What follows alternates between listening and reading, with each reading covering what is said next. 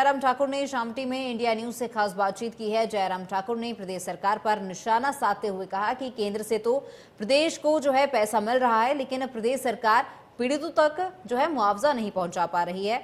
पीड़ितों तक मुआवजा पहुंचाने में प्रदेश सरकार जो है वो कामयाब नहीं हो पा रही है।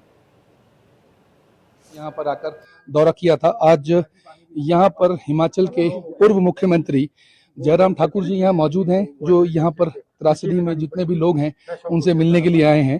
तो जान बात करने की कोशिश करते हैं। सर, एक आपसे ये इस विषय में बात करनी है कि जो ये यहाँ पर जिस तरह की त्रासदी हुई, आम जनता बहुत ज्यादा परेशान है।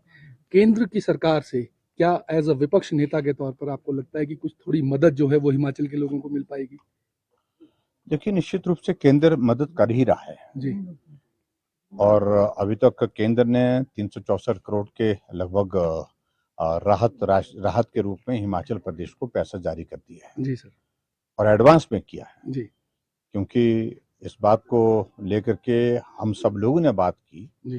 अपने गृह मंत्री जी से भी मिले, हमने पीएमओ में बात की, हमने पार्टी के अपने राष्ट्रीय अध्यक्ष जी से भी बात की कि उस वक्त तुरंत मदद की जरूरत है। और मैं व्यक्तिगत रूप से मिला भी गृह मंत्री जी से। तो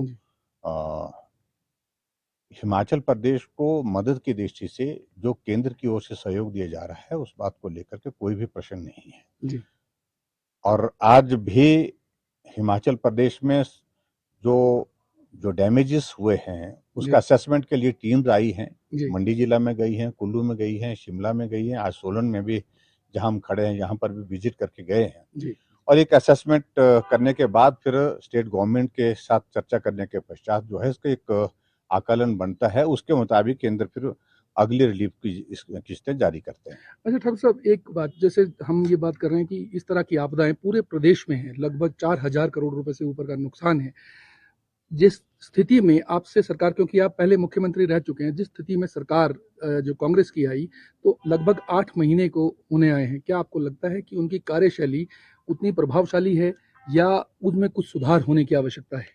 देखिए, मैं आपदा के इस दौरान में बहुत ज्यादा सरकार पर ये नहीं कहना चाहता हूँ, फिर बात वही आती है कि पॉलिटिकल कोई बात कह रहे हैं जी। लेकिन इतना मैं जरूर कहना चाहता हूँ कि प्रदेश सरकार को अब जब ये घटना घट गई है, अगर इतना नुकसान हो गया है, राहत कार्य में तेजी लानी चाहिए जो नहीं दिख रही है। केंद्र का पैसा जारी होने के पश्चात भी अभी तक पात्र लोगों तक वो मदद नहीं पहुंची है। हर जगह हम जहां भी जा रहे हैं हम कह रहे हैं कि आपको मदद हुई कुछ, तो उनका कहना है कि अभी कुछ मदद नहीं है। और हिमाचल प्रदेश में इस संकट के कारण जो नुकसान हुआ है वो बहुत ज्यादा हुआ है। गवर्नमेंट इंफ्रास्ट्रक्चर को बहुत बड़ा डैमेज हुआ है, रोड्स इंफ्रास्ट्रक्चर तो कई जगह बिल्कुल तबाह हुआ है। अभी भी हिमाचल प्रदेश के बहुत सारे इलाके हैं जहां पर अभी पानी जो है वो रिस्टोर नहीं हो, वाटर सप्लाई रिस्टोर नहीं हो पाई है, पावर सप्लाई रिस्टोर नहीं हो पाई है। ये स्टेट गवर्नमेंट के विषय हैं और कम्युनिकेशन के सारे माध्यम वहां पर बंद है। ऐसी चीजों को लेकर के प्रदेश सरकार को थोड़ी तेजी करनी चाहिए। आगे तो मतलब अब जो हो चुका है उसको तो नहीं रोका जा सकता, प्रभावी ढंग से अगले उसमें कैसे इम्प्रूवमेंट की जा सकती है? देखिए, आने वाले समय में इस बात पर विचार करने का विषय तो आ ही गया है कि नदी के बहुत नजदीक कंस्ट्रक्शन ना हो, चाहे वो गवर्नमेंट बिल्डिंग है चाहे वो प्राइवेट बिल्डिंग है। क्योंकि अभी भी हम देख रहे हैं कि जो मेजर डैमेजेस हुए हैं वो चाहे वो ब्यास नदी है, चाहे वो पार्वती है, चाहे वो सतलुज है, सबके इर्द गिर्द ज्यादा नुकसान हुआ है। लेकिन अभी ये भी हमने देखा कि जहां नदी नहीं है वहां पर भी नुकसान, जहां अभी खड़े हैं यहाँ तो नदी नहीं है लेकिन उसके बावजूद भी यहाँ पर भी बड़े डैमेजेस हुए हैं, बहुत ज्यादा नुकसान हुआ है। यहाँ पर 7-8 मकान जो है धराशायी पड़े हैं हमारी आंखों के सामने, जबकि यहाँ कुछ इस तरह का नहीं था। पानी आया, बारिश हुई और उसके कारण जमीन धंस गई और ऐसी स्थिति पैदा हुई।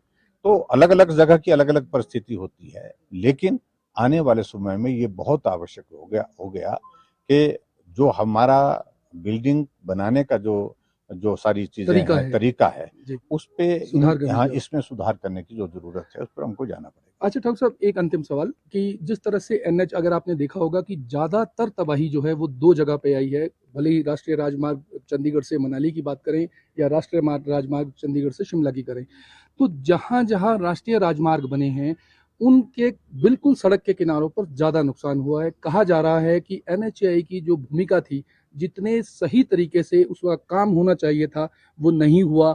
हालांकि अभी तक भी टोल जो है वो आम जनता से लिया जा रहा है, जबकि रोड्स अभी तक बने नहीं है। क्या आपको लगता है कि इन चीजों को रोका जाना चाहिए?